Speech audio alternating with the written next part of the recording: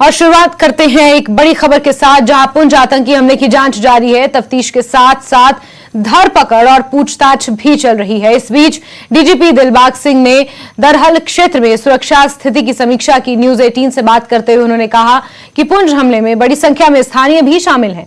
भाटा धुरियान हमला मामले में 200 से अधिक लोगों से पूछताछ की जा रही है। डीजीपी दिलबाग सिंह ने कहा कि पीर पंचाल क्षेत्र में 9 से 10 आतंकी सक्रिय होने की संभावना है।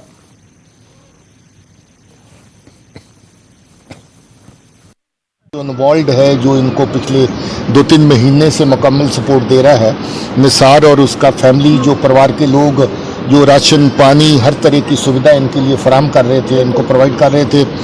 इनका जो पाकिस्तान से सामान ड्रोन के जरिए से आया था वो भी उठा के लाया और इनको मुहैया किया गया और इनको दिया गया। उसमें कैश भी शामिल था, उसमें असला और अम्यूनिशन भी शामिल था, बाकी चीज़ें भी इनकी ज़रूरत की शामिल थी, ग्रेनेड भी शामिल थे। तो ऐसी जो लोकल सपोर्ट है उसकी निशानदेही हम लोग कर रहे हैं। ऐसे लोगों को बड़ी सख्ती से डील किया जाएगा। ज़्यादातर जो ऐसी जगह चुनते हैं जो जंगल के करीब होती हैं। कि जो अम्यूनिशन है उसका वैली में इस्तेमाल काफ़ी इंसिडेंट्स में कॉमन है और इस एरिया में भी इसका इस्तेमाल किया गया। डांगरी वाले इंसिडेंट में भी इसका इस्तेमाल हुआ था। तो मुझे लगता है कि ये जो टेररिस्ट हैं, दहशतगर्द हैं, they come better prepared for this kind of attacks और they want to make sure कि अगर छोटा मोटा मोर्चाबंदी भी कहीं हो तो उसके बावजूद भी उनका जो फायर है वो कारगर हो। के नीचे था, इसको पुलिस उठा के 2-3 बार पूछताछ कर चुकी है। हमारे जो सस्पेक्ट्स की लिस्ट में पहले भी मौजूद था। इस बार भी इसके ऊपर शक था, इसको उठाया गया और कुछ करॉबरेटिंग एविडेंस मिला जिसकी बुनियाद पर इसकी पूछताछ हुई और उस पूछताछ की बुनियाद पे ये माना गया कि ये पूरी तरह इन्वॉल्व है और इसके फैमिली के बाकी लोग भी इन्वॉल्व हैं। और भी इन्वॉल्वमेंट का हमें शक है क्योंकि इनकी जो ट्रांसपोर्टेशन एक जगह से दूसरी जगह हुई है वो एस्पेक्ट अभी हम देख रहे हैं, क्योंकि इनको रखा कहीं और गया और अटैक किसी और जगह पे जाके किया तो वहाँ पर इनका कोई और मॉड्यूल जो इनकी मदद कर रहा था जहाँ इसी मॉड्यूल के तहत हुआ, वो पूछताछ से बातें अभी निकल रही। अभी ये जांच के दायरे में सब चीजें हैं, जो चीज सामने आएगी उसके बारे में बताएंगे। देखिए, कामयाबी तो तफ्तीश के हिसाब से देखते हैं तो अच्छी कामयाबी है। हमें बिल्कुल इस वक्त एक जो केस को एक डायरेक्शन मिली है कि केस को आगे कैसे बढ़ाया जाए, कैसे ये लोग आए, कैसे ये लोग रहे, कैसे इनकी मदद हुई, कैसे टेरर अटैक प्लान हुआ, कैसे लॉजिस्टिक्स अरेंज हुए। तो उन सब चीज़ों में केस की अगर इससे देखें तो काफ़ी बड़ी कामयाबी है। मगर अगर जब तक उनको न्यूट्रलाइज नहीं कर देते जो उस अटैक में इन्वॉल्व है, मुझे लगता है कि ये कामयाबी अभी काफ़ी। और इस बीच बात एक और बड़ी खबर की करेंगे। पुंछ आतंकी हमले से जुड़ी हुई अहम जानकारी है। आतंकवादियों की सहायता करने वालों को गिरफ्तार कर लिया गया है। 3 लोग गिरफ्तार हुए हैं, मुश्ताक, फरीद और निसार। इन 3 लोगों को गिरफ्तार किया गया है। इनमें से निसार पर पहले से ही शक था, ये पहले भी सस्पेक्ट था और इस बार इसकी गिरफ्तारी हुई है। पूछताछ में कई और बड़े खुलासे होने की उम्मीद जताई जा रही है। ये माना जा रहा है कि इन तीनों ने आतंकवादियों की मदद की, उन्हें पनाह दी, पाकिस्तान से ड्रोन के जरिए सामान लाने में इनकी मदद की, हथियार, पैसे और कई आर्म्स एंड एनिमेशन जो ड्रोन के जरिए पाकिस्तान से भेजे जाते थे वो आतंकवादियों तक पहुंचाने में इन्होंने मदद की और इन तीनों को गिरफ्तार कर लिया गया है। मुश्ताक, फरीद और निसार, इनकी तस्वीरें भी आप देख रहे हैं अपने टीवी स्क्रीन पर। ये वो 3 लोग हैं जिन्होंने आतंकवादियों की मदद की है। इनमें से कुछ पहले से ही सस्पेक्ट है। इससे पहले भी पूर्व में जो आतंकी हमले होते आए हैं उनमें भी इनमें से कुछ लोग हैं जो सस्पेक्ट हैं और इस बार उन पर गाजगिरी है, उन्हें गिरफ्तार कर लिया गया है। ये माना जा रहा है कि जब इनसे पूछताछ होगी तो आगे बड़े खुलासे होने की संभावना है। पुंछ में आतंकी हमला हुआ था जिसमें 5 जवान शहीद हो गए थे और इसी के मद्देनजर इलाके में तलाशी अभियान जारी है। लोगों की धरपकड़ का काम किया जा रहा है, लोगों से पूछताछ हो रही है। कुछ स्थानीय लोगों को भी डिटेन किया गया है, उनसे भी पूछताछ की जा रही है। डीजीपी दिलबाग सिंह खुद मौके पर पहुंचकर उन्होंने यहां पर इलाके का जायजा लिया है, जिसके बाद ये बड़ी खबर निकल कर आई है जहां आतंकवादियों की मदद करने वाले 3 लोगों को गिरफ्तार कर लिया गया है। उनकी तस्वीरें भी आप इस वक्त अपने टीवी स्क्रीन पर देख रहे हैं। ये वो 3 लोग हैं जिन्होंने आतंकवादियों की मदद की, इन्हें गिरफ्तार कर लिया गया है। इनसे पूछताछ होगी और बड़े खुलासे होने की उम्मीद जताई जा रही है। पुंछ आतंकी हमले से जुड़ी हुई अहम खबर आपको दे रहे हैं।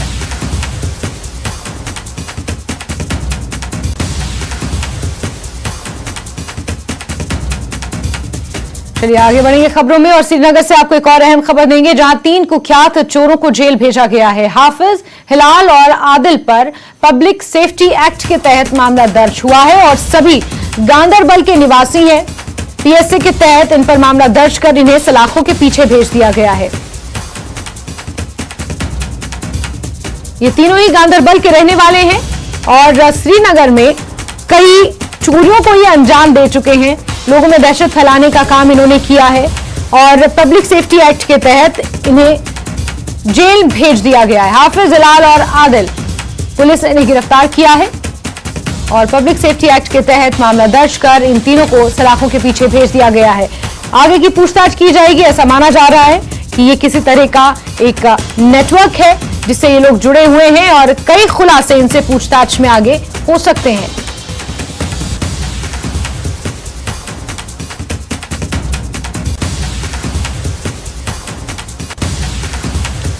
चलिए आगे बढ़ेंगे खबरों में और अब बड़ी खबर की बात करेंगे, जहां जम्मू कश्मीर में चुनाव से जुड़ी हुई अहम खबर है। केंद्रीय चुनाव आयोग ने जम्मू कश्मीर के सभी 90 विधानसभा क्षेत्रों में समर्पित चुनाव अधिकारियों की नियुक्ति की है। एईआरओ की नियुक्तियां की हैं, जहां चुनाव गतिविधियां ये देखेंगे। आपको बता दें कि जम्मू कश्मीर में 27 मई को मतदाता सूची जारी होनी है। चुनाव आयोग ने लद्दाख के लिए भी एईआरओ नियुक्त किए हैं, जो लद्दाख के क्षेत्र में गतिविधियों को देखेंगे। Assistant electoral registration officer AERO, इनकी नियुक्तियां की हैं। 27 मई को मतदाता सूची जारी होनी है और अब से लेकर चुनाव तक ये सभी चुनावी गतिविधियों को जम्मू कश्मीर और लद्दाख में देखेंगे। लद्दाख के लिए अलग से एईआरओ की नियुक्ति की गई है, वहीं जम्मू कश्मीर के लिए भी एईआरओ नियुक्त किए गए हैं।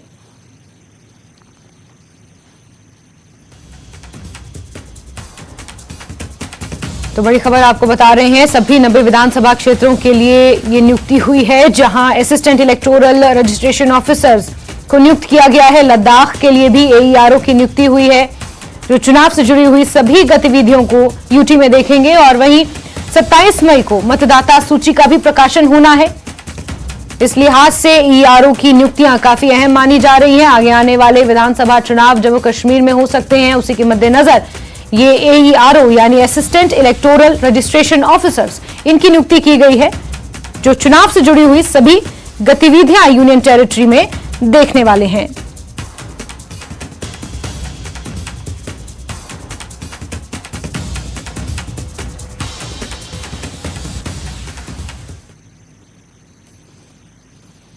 चलिए आगे बढ़ेंगे। भारतीय सेना में भर्ती के लिए पहली ऑनलाइन प्रवेश परीक्षा 26 अप्रैल को समाप्त हुई। श्रीनगर समेत देश भर में ये परीक्षा हुई। जम्मू कश्मीर और लद्दाख से 6000 से ज्यादा अभ्यर्थियों ने इस परीक्षा में हिस्सा लिया। एक सप्ताह तक चलने वाली परीक्षाओं में महिला उम्मीदवार भी शामिल हुई। मई के मध्य में रिजल्ट का ऐलान होना है।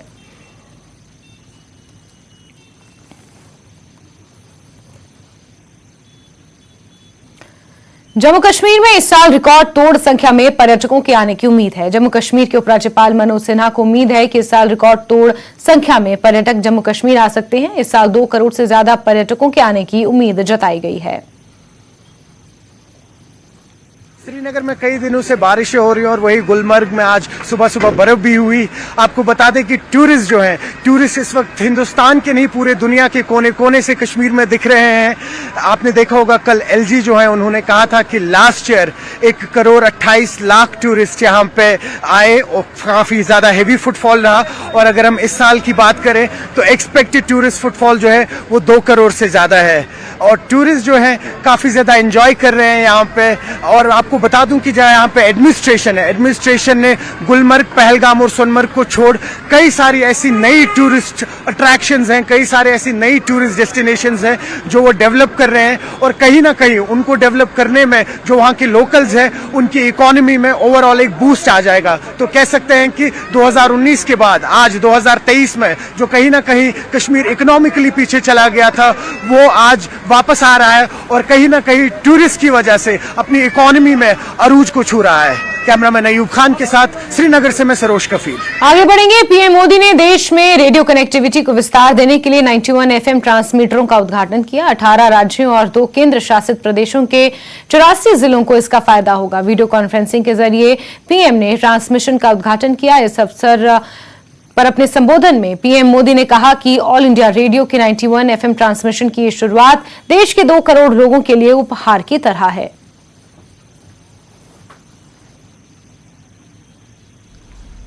कार्यक्रम में उपस्थित केंद्रीय मंत्रिमंडल के मेरे सहयोगीगण, विभिन्न राज्यों के माननीय मुख्यमंत्री साथी,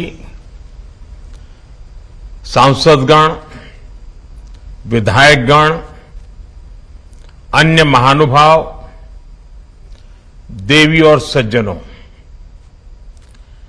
आज के इस कार्यक्रम में पद्म सम्मान पाने वाले अनेक व्यक्तित्व भी हमारे साथ जुड़े हुए हैं। मैं उनका भी आदरपूर्वक स्वागत करता हूं, अभिनंदन करता हूं। आज ऑल इंडिया रेडियो की एफएम सर्विस का ये एक्सपांशन ऑल इंडिया एफएम बनने की दिशा में एक बड़ा और महत्वपूर्ण कदम है। ऑल इंडिया रेडियो के 91 एफएम ट्रांसमीटर्स की ये शुरुआत देश के 85 जिलों के 2 करोड़ लोगों के लिए उपहार की तरह है। एक तरह से इस आयोजन में भारत की विविधता और अलग अलग रंगों की एक झलक भी है। जिन जिलों को कवर किया जा रहा है उसमें एस्पिरेशनल डिस्ट्रिक्ट्स, एस्पिरेशनल ब्लॉक्स, उनको भी सविशेष इसका लाभ मिल रहा है। मैं ऑल इंडिया रेडियो को इस उपलब्धि के लिए बहुत बहुत बधाई देता हूं। इसका काफी लाभ हमारे नॉर्थ ईस्ट के भाई बहनों को होगा, युवा मित्रों को होगा। इसके लिए उन्हें मैं विशेष तौर पर बधाई देता हूं। साथियों, जब बात रेडियो और एफएम की होती है तो हम जिस पीढ़ी के लोग हैं, हम सबका रिश्ता एक भावुक श्रोता का भी है। और मेरे लिए तो ये भी खुशी है कि मेरा रिश्ता एक होस्ट का भी बन गया है। अभी कुछ दिन बाद ही मैं रेडियो पर मन की बात का 100वां एपिसोड करने जा रहा हूं। मन की बात का ये अनुभव देशवासियों से इस तरह का भावनात्मक जुड़ाव केवल रेडियो से ही संभव था। आगे बढ़ेंगे। ट्रांसमीटरों के उद्घाटन के बाद केंद्रीय मंत्री अनुराग ठाकुर ने प्रेस कॉन्फ्रेंस की। उन्होंने कहा कि आज एक और कीर्तिमान स्थापित हुआ है। न्यूमा में 4100 की ऊंचाई पर ट्रांसमीटर लगा है, जो विश्व का सबसे ऊंचाई वाला ट्रांसमीटर है। इससे कई किलोमीटर तक लोगों को लाभ मिलने वाला है। का हमारा एफएम का ट्रांसमीटर था 10 किलोवाट का। इससे बहुत बड़ा लाभ मिला है। देश में भी और 5-7 लगते इलाकों में भी हमारे प्रोग्राम्स पहुंच पाएंगे। आज एक और कीर्तिमान स्थापित हुआ है। हमारे नायोमा में वर्ल्ड का हाईएस्ट 4100 मीटर की हाइट पर ट्रांसमीटर लगा है। आप कल्पना कीजिए, लगभग 14,000 फुट की हाइट पर जब ट्रांसमिशन होगी, 7 लगते कई किलोमीटर तक इसका लाभ मिलने वाला है। और हमारे लोगों को एफएम की सुविधा भी मिलेगी, प्रोग्राम भी सुनने को मिलेगा, न्यूज़ भी मिलेगी और अपने कल्चर को आगे बढ़ाने का अवसर भी मिलेगा।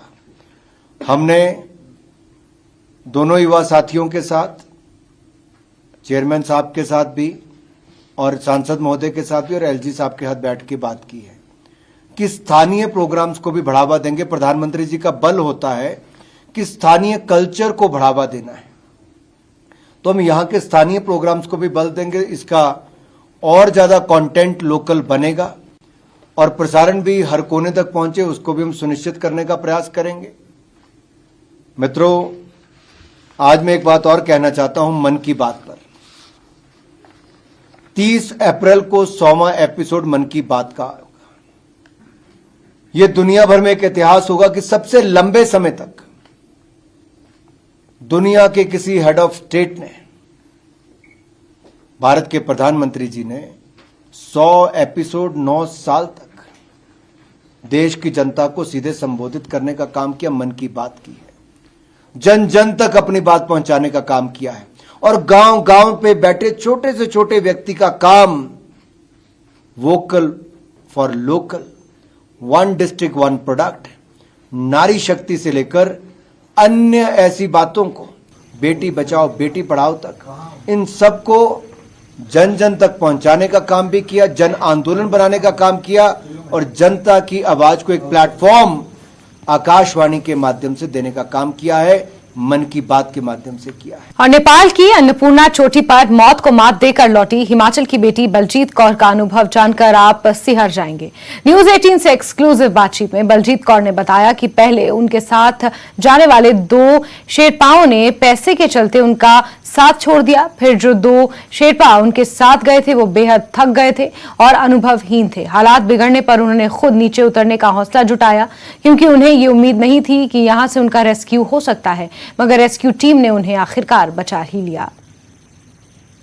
बलजीत, यहाँ मैं ये समझना चाहूंगी कि जैसे आपने बताया कि आपको स्टार्टिंग से ही समझने में आ गया था कि इस तरीके से हो रहा है, और आपने कहा भी कि एक मोमेंट आ गया था कि आपने डिसाइड कर लिया था कि अब अगले साल आना है। उसके बाद आप बहुत ज्यादा डटी रही और आपने सोचा कि नहीं मुझे करना है। उसके बाद से कैसे चैलेंजेस रहे, क्योंकि स्टार्टिंग से ही आपको वो सपोर्ट नहीं मिल रहा था, तो आपने कैसे खुद को इतना स्ट्रांग रखा, क्योंकि बहुत ज्यादा जरूरी होता है विल पावर की, क्योंकि जब लगता है कि नहीं डिफिकल्टीज आ रही हैं तो आमतौर पर लोग कहते हैं कि नहीं अब नहीं होगा, चाहे उन्हें कोई समझा भी रहा होता है। इस टाइम आप कैसे अपने डिसीजन पर अड़ी रही और आपको जब समझ भी आ रहा था कि इतनी सारी प्रॉब्लम्स हैं? एक्चुअली हुआ ये कि मुझे शायद आदत हो गई है शायद ऐसी चीज़ों की, क्योंकि कभी भी मेरे फेवर में कभी चीज़ें रही नहीं, हमेशा ऊपर और नीचे रहा। और माउंटेनियरिंग में मैं बात करूं तो आपको पता ही है इंडिया में माउंटेनियरिंग का क्या है, और स्पेशली अगर मैं हिमाचल की बात करूं तो हिमाचल में माउंटेनियर्स को पूछा भी नहीं जाता है। इवन आप और स्पोर्ट्स को लेकर देख लो, आप हमारे यहाँ पे सब कुछ होता है, लेकिन अगर माउंटेन्स की बात आए तो लोगों को ऐसा होता है अरे पहाड़ी तो चढ़ने कौन सी बड़ी बात है, पर कभी माउंटेनियरिंग को वो चीज़ दी नहीं, वो रिस्पेक्ट, वो मतलब माउंटेन हमें दी नहीं गई वो चीज़ हमें, हम और मतलब हम करते गए। तो अब इतना मैं आपको बताऊं कि लास्ट ईयर तक अभी तक जो चीजें अभी तक की है माउंटेनियरिंग में, उसका ही एक अप्रिशिएट तक नहीं किया गया चीजों के लिए। इवन सेंट्रल गवर्नमेंट तो बहुत दूर की बात है, अपनी गवर्नमेंट यानी अपने स्टेट गवर्नमेंट ने ही नहीं किया गया। तो मतलब मुझे आदत हो गई थी कि जो काम नहीं लिखा है और जो काम मुश्किल है मुझे वही करना है। तो ऐसा है, तो मतलब तो मेरे को पता नहीं ऐसा है। तो उस टाइम पे भी ऐसा ही था कि ओके चलो ठीक है, अगर इनको सबमिट करना है तो मैं इनके पीछे पीछे चलती हूँ। तो मैं उनके पीछे पीछे उनको मैंने फॉलो किया, उनको पीछा किया उनका, और धीरे धीरे हम शाम को हमने 6 और 7 के बीच हमने सबमिट किया। तो मुझे उस टाइम पे कम से कम आप सोच लो कि मैं 2-3 बजे से निकली हूँ, 24 घंटे तो 30 घंटे तो ऊपर हो ही गए। तो without oxygen, without food and without liquid anything. तो उसके बाद मुझे हेलुसिनेशन स्टार्ट हो गया था। तो हेलुसिनेशन होता क्या है कि आपको खुली आंख से ऐसे सपने बिल्कुल, आपका ये ना अनकॉन्शियस माइंड होता है जो ऐसे कैरेक्टर क्रिएट करता है। तो आपको ऐसा जैसा आपको चाहिए उस टाइम पे, एक्चुअली जो आप सोच रहे हो या फिर जैसा आपका अनकॉन्शियस माइंड आपको चाहता है, आपकी बॉडी नीड्स है, तो उस तरह से। तो अब मेरे दिमाग में ऐसा दिख रहा है कि मुझे नियर बाय समिट, जैसे मैं समिट के लिए, वो लोग आगे चल रहे हैं मुझसे और मैं यहाँ पर नियर समिट के वहां पर रॉक है, तो रॉक से मैं निकल रही हूँ ऊपर की तरफ। एंड तभी मुझे ऐसा दिखता है कि एक मुस्लिम लड़की, बहुत सुंदर सी लड़की है और उनका घर है वहां पे, वो वहीं पे रहते हैं लोग। एंड जितने भी ऊपर सबमिट करने लोग आते हैं वो लोग उनको बख्शीश देते हैं कि आपने सबमिट का बहुत ध्यान रखा है और आप बख्शीश लीजिए, ऐसा मतलब बख्शीश लीजिए, मतलब ऐसा अपने दिल से देते हैं। तो सेम मैं भी उनको पैसे ऑफर कर रही हूँ। एंड वो लड़की थोड़ा सा चुलबुले माइंड से मुझे ऐसा बोल रही है कि इन दोनों लड़कों को बोले बहुत सुंदर है वो दोनों लड़के, ऐसे करके। एंड मैं बोल रही हूँ नहीं ये लड़के बहुत ऐसे, मैं बात भी कर रही हूँ उनसे, या वहां पे कोई नहीं है, ये मेरा दिमाग का अनकॉन्शियस माइंड है जो मेरे साथ प्ले कर रहा है। तो मैं उनसे बात कर रही हूँ कि नहीं ये शेरपाज है और ये शादीशुदा है। मैं ऐसे बात कर रही हूँ उनसे कि आप ऐसे मत बोले, ये शादीशुदा है, मजाक मत करें इनके साथ। बस एकदम झलक आई, वो एकदम से गायब हो गया वो। या एंड देन मैं देखा कि नहीं, देन आई अंडरस्टूड कि बलजीत अब टाइम बहुत हो गया है and you gonna die here. Okay. अगर तुम जल्दी से यहाँ से नीचे नहीं गई तो जल्दी चलते हैं। देन मैंने शेरपा को बोला कि दाई जल्दी छिटो करने उसना, मैंने नेपाली में बोला छिटो छिटो करने उस दाई, और टाइम बहुत हो गया है और हमें निकलना चाहिए यहाँ से, क्योंकि मुझे पता लग गया था कि ये चीजें सही नहीं हो रही है मेरे साथ। एंड उसके बाद हमने सबमिट किया एंड हम सबमिट करके नीचे आ रहे थे। देन उसके बाद तो मुझे पूरा कंप्लीटली मैं एकदम उसके बोल सकते हो कि कैब में हो गई हूँ पूरा हेलुसिनेशन में। एंड मैं नीचे आना, और इसके साथ क्या था कि मेरे जो शेरपा थे वो भी हेलुसिनेट कर रहे थे। उन लोगों का साथ छूटा, वो चले गए या क्या हुआ? मतलब वो तो ये इसके बाद, ये अभी हम सबमिट में ही है। एंड वो उन लोगों को भी हेलुसिनेशन स्टार्ट हो गया क्योंकि वो बार बार ऑक्सीजन निकाल रहे थे ऐसे करके। तो और ऑक्सीजन लिमिटेड था हमारे पास, एक सिलेंडर ही था। तो ये सब कुछ हो रहा है और मुझे मालूम। और देन हम नीचे थोड़ा 100 मीटर नीचे आए समिट से, एंड वहां पे वो लोग फाइट करना स्टार्ट कर दिया। अच्छा। वो दोनों शेरपा आपस में कुछ बात कर रहे हैं ऐसे करके, एंड मैं चुपचाप बैठी हूँ। एंड मुझे तो हेलुसिनेशन स्टार्ट हो चुका था और मैं उनकी बात भी सुन रही हूँ कि वो भी लड़े। मैं उनको बोल रही हूँ चुप हो जाओ। देन वो मुझे बोले आप चल क्यों नहीं रहे हो, आप जल्दी चलो ऐसे करके, क्योंकि उनके पास तो ऑक्सीजन नहीं है और मेरे पास तो है ही नहीं, मैं यूज ही नहीं कर रही हूँ। एंड देन उन्होंने मुझे बोला कि जल्दी चलो। मैं बोला चलो ठीक है। नहीं, मैं उठती हूँ और मेरा 10 कदम जाती हूँ और मैं गिर जाती हूँ, क्योंकि मैं बहुत ज्यादा टायर्ड हूँ। और मुझे, क्योंकि मेरे को बहुत टाइम हो गया है, 36 घंटे से ऊपर हो चुका था मुझे उस टाइम पे, मैं बिना सोए कुछ भी किए। तब मैं थक गई हूँ, मैं गिर गई हूँ नीचे। मैंने बोला कि मेरे से नहीं हो रहा, और मैं खाया पिया कुछ भी नहीं है एंड ऑक्सीजन है ही नहीं। देन उन्होंने बोला कि आप कैसी हो, तो बहुत कुछ उन्होंने मुझे बोलना स्टार्ट किया और मैं वो चीज मैं सुन नहीं सकती थी। मैंने बोला दाई देखो, मैं ना कुछ नहीं सुन सकती और ना ही मुझे सुनना है, और आप चुपचाप चलते हैं नीचे ऐसे करके। फिर उन्होंने मुझे बोला कि बलजीत आप ऑक्सीजन यूज करो। मैंने बोला ठीक है, आप मुझे ऑक्सीजन दे दो। एंड मुझे ऑक्सीजन देने के लिए वो मुझे ब्लैकमेल कर रहे कि अगर आपने ऑक्सीजन लिया तो हम नीचे जाके बोल देंगे कि आपने ऑक्सीजन यूज किया। तो आप हिमाचल की होनहार पर्वतारोही बलजीत कौर को सुन रहे थे, जिन्होंने नेपाल की अन्नपूर्णा पीक को बिना ऑक्सीजन के फतेह किया है और सफल वो वापस लौटी हैं। बहरहाल इस बुलेटिन में इतना ही, लेकिन खबरों का सिलसिला न्यूज़ 18 GKLH पर लगातार जारी रहेगा। आप बने रहिए हमारे साथ।